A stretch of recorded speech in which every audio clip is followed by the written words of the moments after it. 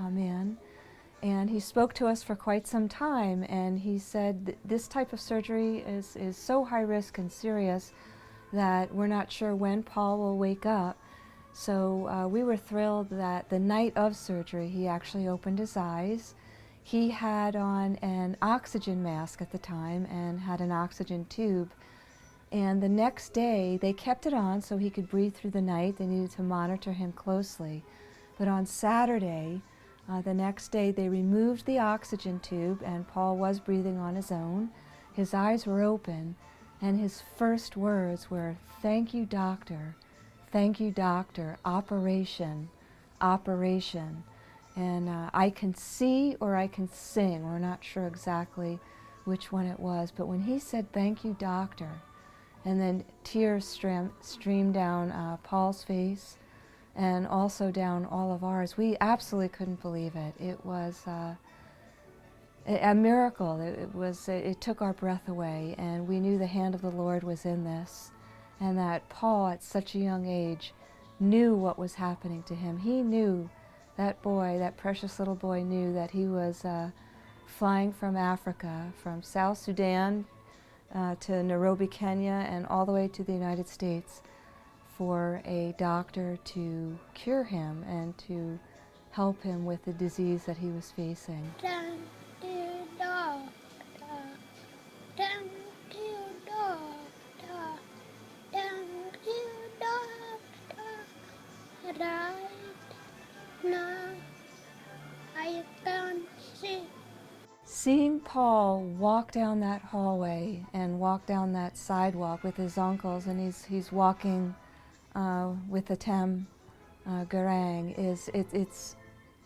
it's hard to even put words to it. When Paul first arrived and we saw him at Sioux Falls Airport, the poor boy hardly had any life left in him.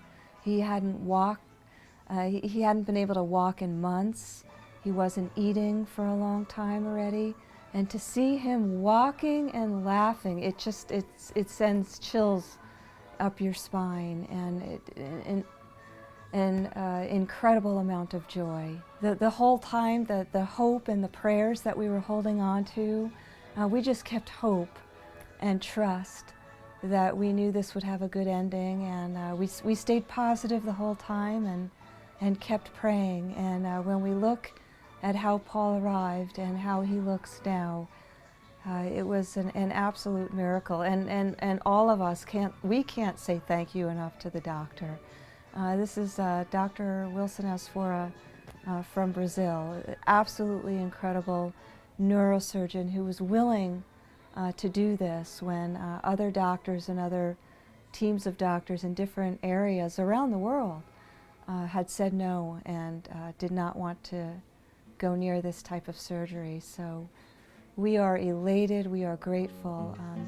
I don't think anything this big will happen again, at least in my lifetime. Well, this whole experience and this whole journey has been so big that we all feel, and I truly feel, that something special is going to happen to Paul Telaar Ezekiel for sure. I had said to Atem and to the bishop and to Dr. Asfora that I'm making a prediction that Paul one day is the president of South Sudan, and there's something big that this child is going to do in his life, because it surely was a race of time, and I know something special is going to come to this boy. I believe so, and he's very smart and he's bright, and his life was ready to leave him in seconds and in days.